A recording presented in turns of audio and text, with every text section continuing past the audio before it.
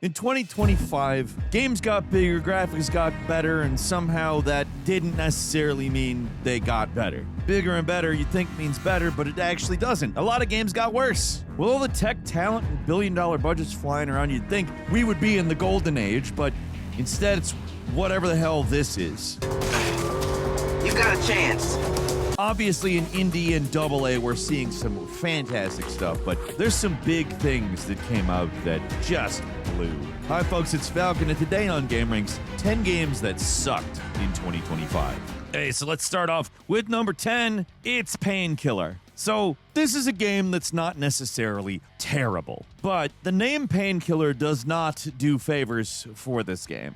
The original Painkiller was one of the rare few games that kept the boomer shooter alive during the dark times of the early 2000s, where military shooters were pretty much the only game in town. Yeah, the series pretty quickly went to crap after an endless parade of terrible standalone expansions, but that first game and its first add-on were really good. This game is Painkiller in name only. It has almost nothing to do with the other than bringing back a few weapons and the vague heaven versus hell setting. Otherwise, it has more in common with Vermintide than the original Painkiller, and Vermintide does it much, much better, I must say. It's a 4-player co-op game, though, rather than a single-player boomer shooter. And that's lame, because I'm not necessarily saying, oh, because it's a co-op shooter, it's bad. It's a lame co-op shooter. It's boring, it's tedious, it's half-baked. They're trying to do something interesting by making it a hybrid between, like, Vermintide and Doom Eternal, but it's not something that works. Yes, the demonic levels look pretty good, and you get a lot of movement options, which is different for one of these kinds of games, but that small collection of levels gets really repetitive, really fast, and the game's structure of short hallways connecting to the arenas, right, to fight off hordes of enemies, it's really repetitive, and it makes the level feel the same. There's just nothing fun or dynamic about Painkiller that you would find in like the best 4-player games like Left 4 Dead. Painkiller's just a drag. And when I said this has more in common with Vermintide, I meant that. The tutorial level is bizarrely almost a direct ripoff of the second game in that series. That's what got me here in the first place.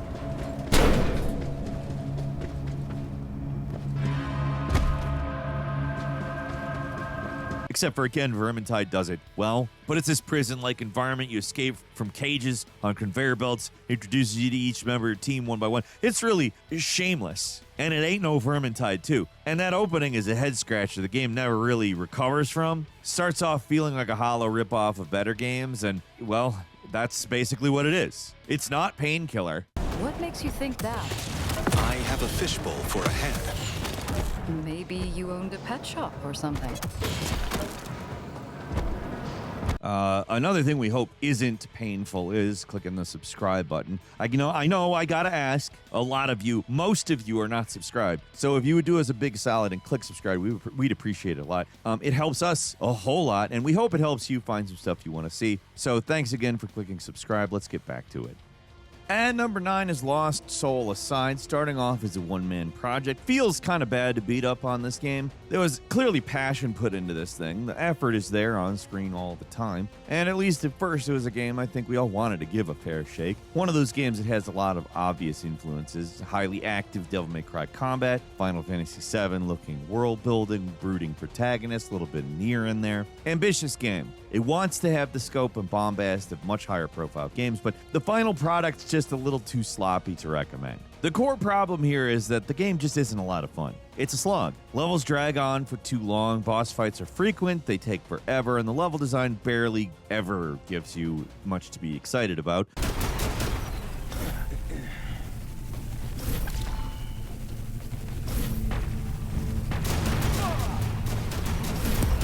The game will throw something new once in a while at you to show you it has a pulse, but then it drops you into hour-long death marches through multiple stages of floating crap in the middle of a void, which is and always will be the worst kind of level design. Many of the boss fights are impressive, and the occasional set-piece moment is pretty cool, even if they don't make a lot of sense. Like, your guy has godlike powers, you destroy helicopters left and right, but there's this one part where they want you to get chased by a helicopter, so you just run. It's all just rule of cool, there's no logistical consistency. Wouldn't matter much if the game had a tighter pace, but it doesn't. Main character's dull, the story is generic, and past the first hour or two, there's barely any characters or plot progression. It's just an endless series of kind of annoying fights. they put the work here. Not gonna say they didn't. There's a good variety of enemies and bosses, but the actual combat isn't a lot of fun, so it doesn't really matter.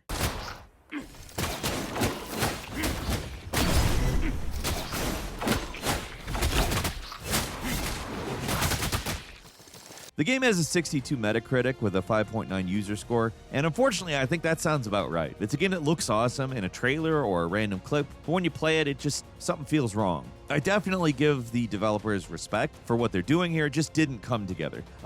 I do think they probably gained a lot of experience making this game and potentially could make something incredible next time around, so let's hope that happens, and better luck next time to them.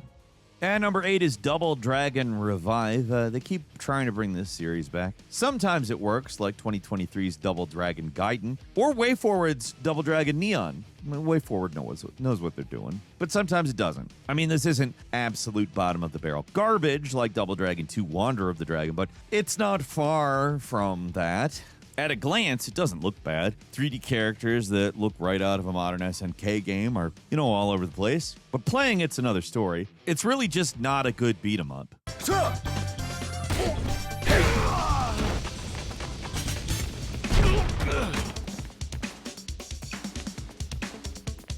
It does do a few things to spice up the traditional formula, but it just pales in comparison to the other recent beat-em-ups like Absalom or Marvel Cosmic Invasion. What a model citizen. Absalom also is, those two are good games. Those are just great games. Double Dragon Revive, not so much. It's got a fatal flaw, and it's this bizarre choice to make it an 8-way fight system. Instead of just punching in 2 ways, forward and backward, like in basically every beat-em-up ever, this game has you attack in 8 directions like a fully 3D action game, but it still rigidly sticks to the old-school belt-scroller format for the levels, and these are systems that do not mix. It lacks the ease of play that's necessary for making an enjoyable one of these games, but it's just not enough. Like, it does offer some fun stuff like environmental takedowns, special attacks that can do a ton of damage to single opponents, but the boss fights in particular, they're terrible. They combine the worst aspects of beat-em-ups and action games to make some of the least fun, most frustrating bosses in these types of games I've encountered. Like, they're awful.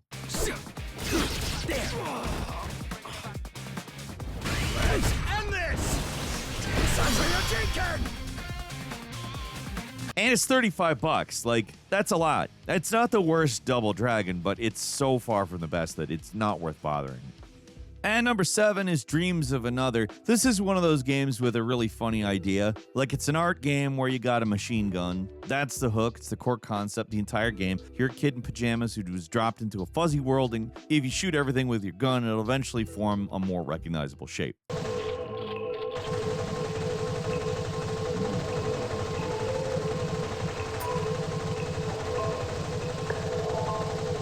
In the right hands, this is an interesting puzzle game concept. Or, could be like Power Wash Simulator as well, or something. But it's really more like a walking simulator with a gimmick that gets very stale very quick. For a game that's trying to say something about art, it's pretty damn artless. Rather than a truly dreamlike experience that leaves you up to your own devices, it beats you over the head with its central themes, which are repeated ad nauseum, I might add. Very little actual gameplay. It's less of a dream simulator and more listen to dialogue simulator. Actually, it's not even simulating. You're just listening to dialogue. So, I will say it's not impossible for that to work either. There's something like Dream Barbecue, because that's like such a striking piece of like art stuff.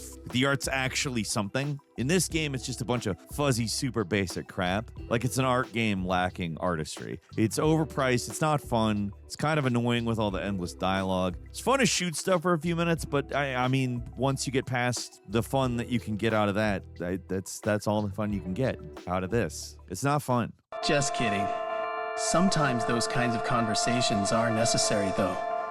And number 6 is Hotel Barcelona. On paper, this should have been a slam dunk. It's a meeting of the minds between Madman developer Suda51 and the Suda51 simulacra known as Masquerade. These guys managed to do some amazing things on their own, so together they must be unstoppable, right? And there are good ideas here, and this game does have the usual style to spare, at least in the menus, character designs, and overall storytelling, but the game part doesn't hold up.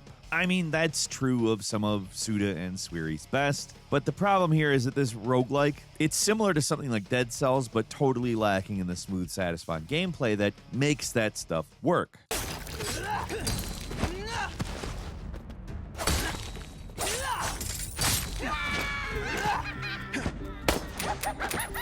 Hotel Barcelona, for all its style, is really clunky, awkward, and kind of frustrating to play. And I don't mean like, it's real hard. I mean like, doing things in it bothers me. Attacks are slow, you die very quickly, and again, not because the game is hard, but because your character feels unresponsive. Sometimes you feel full-on out of control, depending on the performance, which, by the way, extremely poor. PC actually is along for the ride on that terrible performance train, too, for whatever reason. It should not have this bad of performance. I don't know how they managed to make a game that could be this ugly and side-scrolling stages and run this badly. There's nothing about this game that's particularly insane graphically, but somehow they made it happen. I mean, there's huge hitches out of nowhere. There's slowdown, there's stuttering all over the place, and I do not know why. There is nothing going on. A Switch 1 should be able to run this game easily, but a modern computer cannot. I kind of feel bad calling it out as a bad game, because it should be right up my alley, and I like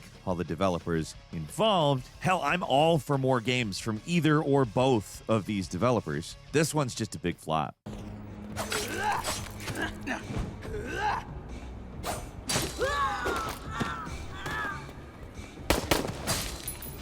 And number 5, it's Bubsy in the Purrfect collection. Kind of scraping the bottom of the barrel with this. There are a lot of great games begging for a proper remaster or basic re-release that have not gotten one.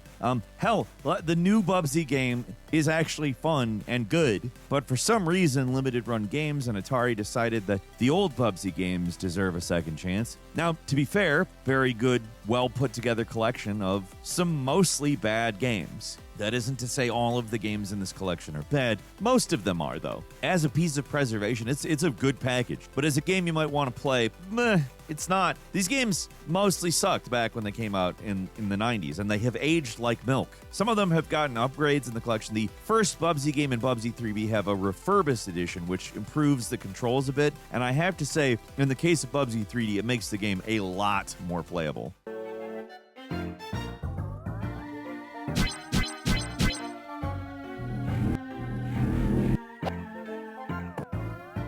The original Bubsy 3D was borderline unplayable, though, so yay for you. I have no nostalgia for that game. I do have some nostalgia for the very first Bubsy game, and I think that's a decent game. Not, like, incredible or anything, and it's still that. If you are nostalgic for Bubsy, God help you, this might be an eye-opening trip down memory lane, but for anybody with even a little bit of good taste, these games mostly just suck a big one. Again, like, if you want Bubsy, go for the new Bubsy, because the new Bubsy's good. I mean, there's only a demo of it out, but that demo is miles ahead of anything on this collection, including the decent Bubsy games. Game. The developer also has other games out that I think are why they were given the Bubsy property to try to revive. They're called Fabras, and they have games out called Demon Turf, and the Bubsy demo is just basically Bubsy skinned Demon Turf. I mean, it's not completely the same, but you'll see what I mean if you play their demo and their actual, like, pre-Bubsy output. Yeah, that's where to go for Bubsy. I don't know why you would go for this collection. Hell, I'm not sure why you would go for Bubsy, period, but I will say I think Bubsy 40 is going to be a good game, and it has nothing to do with any of these games.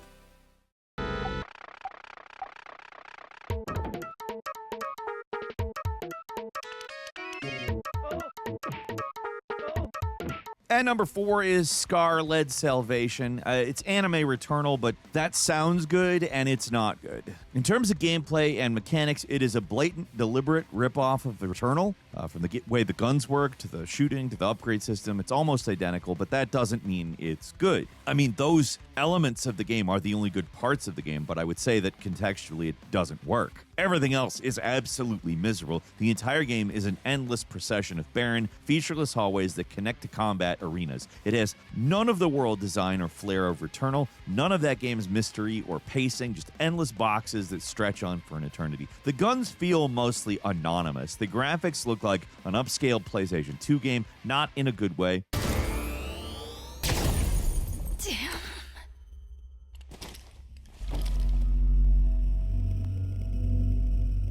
Yes, I understand that there is a certain look about PlayStation 2 games, as there are with basically every system and era, that evoke a certain kind of nostalgia, or at least have a specific style. I'm not saying that here. But beyond the not great graphics, the controls are slippery and awkward. Anytime you try to do a close range attack, it's glitchy. It feels like a glitch fest. Dodging is not satisfying. Enemies are passive. The game is super easy. You'll barely engage with the roguelite mechanics. It's just run forward through dull levels over and over, hoping to find something new that'll pull you out of your stupor, but it takes forever for that to happen. Each stage stretches on far longer than it needs to, and it's $60. Like, it's insulting. If you absolutely need an anime babe in Returnal, mod one in. It's not worth $60 to do this. This is bad.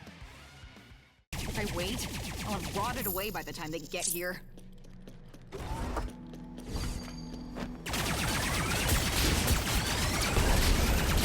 And number 3 is Vampire the Masquerade Bloodlines 2. The first Bloodlines from 2004 from Troika Games was and still is a standout RPG that's incredibly janky and, even with all the fan mods and fixes you can find, pretty much falls apart at the end. But that doesn't mean it wasn't and isn't something special. It absolutely is. There's a reason why people were initially so excited about a potential follow-up. They could take all the good ideas from A Diamond in the Rough and make a really great continuation. And given it's on this list, it's safe to say that did not happen. Instead of the sprawling, open-ended vampire RPG we all wanted, Bloodlines 2 is a small, limited, and unambitious, frankly pretty boring, quasi-Dishonored-like. Doesn't really feel like Bloodlines. It's more like a beat-em-up, not a good beat-em-up. You're running back and forth across a tiny map with a bunch of intermittently long dialogue breaks as well. There's not a lot of game here. The brawling, it's there, but it's very basic and unsatisfying. You can't even equip any weapons. It's just punching all the time, and the occasional vampire power.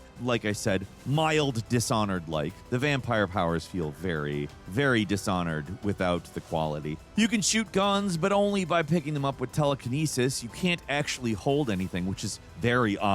Awkward and ridiculous. Barely feels like an RPG. The dialogue, absolutely brutal. Like, yes, vampires can be cringy. The first game had cringy vampires. Not saying it didn't. It's inevitable with this setting and this type of character, this all the Transylvania main guy and the old-timey spouting guy. Everything that's in your head about how this could be bad is there, though. It's shocking how bad the writing is, given that the Chinese Room's last game, Still Wakes the Deep, is, like, excellently written, and this is the opposite. Like, to be fair, like, Chinese Room wasn't the primary developer on it for most of the development process. I don't know to what extent Hardsuit Labs did the writing, though. I mean, I never really had high hopes for this one. The game was doomed before Hardsuit Labs was even on, and when they got taken off in the Chinese Room, a walking sim developer that doesn't have a lot of experience with mechanics, they were brought in to turn it around. I didn't think they were gonna. I have to give them even a little credit. It could have been a lot worse. It's at least pretty stable, and you can't say that about the original game.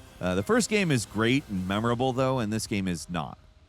At number 2 is Mindseye. I know, we covered this one in our most disappointing games of 2025 back in June, but I don't think that you can talk about games that sucked this year and not talk about this game. It's the bad game of 2025. It's a game that just begs to be discussed because it's such a bizarre misfire in every conceivable way. It had vague marketing, it had stories of development hell coming from the inside and the outside of the studio. Nothing leading up to Mindseye's release was promising that it would be good, and the final product managed to exceed all expectations in a bad way. The funny thing about it is that, at least for the first few minutes, Mindseye doesn't make the terrible first impression that you expect it to. The opening cutscene is very GTA, but it looks good. The city is impressively detailed. There seems to be an interesting sci-fi story buried here, but that's all a front. It's a facade for a hollow experience that, well, that's what Mindseye is. It's a hollow experience. It's got this open world city that, like, in theory, should be amazing. But the actual story is 100% linear. You don't really get the opportunity to explore this. I mean, they clearly spent all the money making this city. Fried their circuits, whatever is on it, for want of a more accurate term, it's evil. If you're thinking about trying to stick it back in your neck. You don't get to explore it, though, which sucks. The core gameplay, which is third-person shooting, it's nothing special. It's not good. It's one of the most limited versions of that I've seen in quite a while. There are some very long, boring drone sequences, but by the time you get to the back half of the game, it becomes Mindseye of war, and it's just nonstop shooting, where you're forced to struggle through multiple hours of completely brainless open-world crap without, like, a satisfying open world to back it up. You walk forward 2 steps, 24 guys pop up, you shoot them all, you walk forward another 2 steps, rinse and repeat.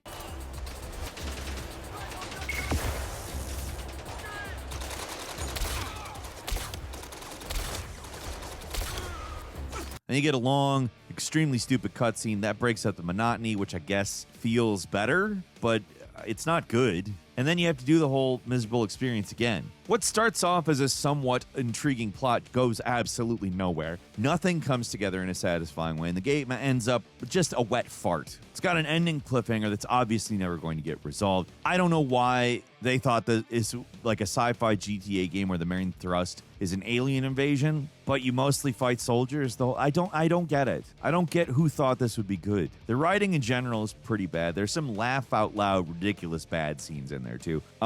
It's mostly just boring though. Like, the so bad that it's good stuff is pretty minimal, and it's padded to hell and back by the end. They knew this thing was too short, so they force you through a secret military base. You have to drive all the way across the map, come back, enter the base again, through the same spot you left from, do the whole thing again in reverse. If you're a bad game enjoyer, there's a few laughs, but I don't. I said it before. The so bad it's good stuff is few and far between here. Just a bad game. It's made interesting as a discussion by the fact that it's clearly got a massive budget coming from a studio led by the former GTA guy, Leslie Benzies, but fun to talk about is that doesn't mean fun. It's a massive failure from every possible angle.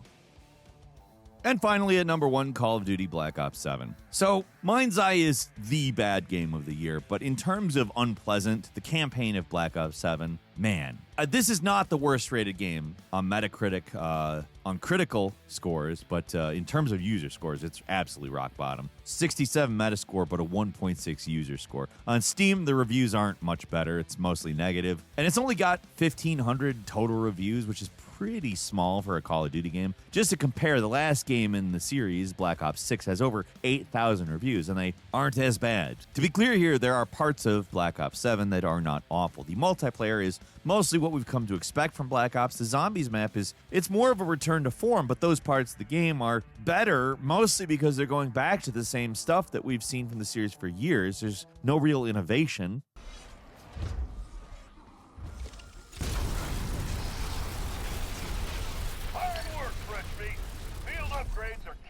This stuff has been stagnant for a long time, and there's no real vision for pushing the series forward. It's not bad. Well, the things that aren't the campaign are not bad, but it's stuff you could get from any number of Call of Duties in the past few years, and maybe better elsewhere. The real focus of the collective internet's ire is the story campaign, though. We've been beating on it in the last few weeks, because it deserves. It absolutely deserves all of the scorn it has gotten, and more. They made Battlefield 6's lame-ass story mode look like acceptable, at least. Good, depending on how bad you think the Black Ops 7 story is. I think it's pretty frickin' bad. It makes Black Ops 4 look a lot better, with its completely cut campaign mode. I mean, if the alternative was this, correct choice. This game would definitely be looked at better had they made that same choice. The campaign is nonsense. It is a random collection of floating islands that want to be dishonored, literally to the point where they add a grappling gun that is slow blink. There are no big, exciting moments to get you hyped. You fight a flower monster in this game, and every enemy is just a brain-dead bullet sponge that is so stupid you can just run past most of them. Target practice. That's one way to look at it.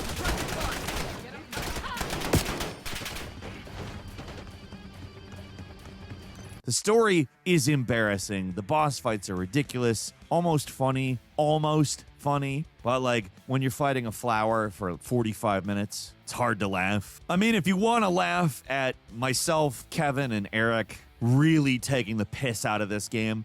We uploaded it on the Falcon Show, a Call of Duty Black Ops 7. We didn't play through the whole game. We played through a couple of hours of it up until the flower. And man, we savaged it. It is, in my opinion, the catharsis of savaging that game is worth the 1% Club membership alone. But we also do the Falcon Show there. Every week we upload a new episode of that, and it's fun as hell. Maybe consider becoming a member. But as for Call of Duty Black Ops 7's campaign, now I'm specifically saying the campaign here. I want to be very precise, but I legitimately hate it. I don't say this about a lot of stuff. And I don't think I hate Mindseye. It is, again, the bad game of the year, but I think that like it's interesting enough, at very least as a conversation piece, that it doesn't just make me mad to think about. Whereas the campaign of Black Ops 7 absolutely makes me mad to think about. What do you think, though? Leave us a comment. Let us know. If you like this video, click like. If you're not subscribed, now's a great time to do so. We upload brand new videos every day of the week. Best way to see them first is, of course, a subscription. So click subscribe. Don't forget to enable notifications. And as always, we thank you very much for watching this video. I'm Falcon. Join the 1% Club. Listen to the Falcon Show every week. Thank you so much, and we'll see you next time right here on gameranx.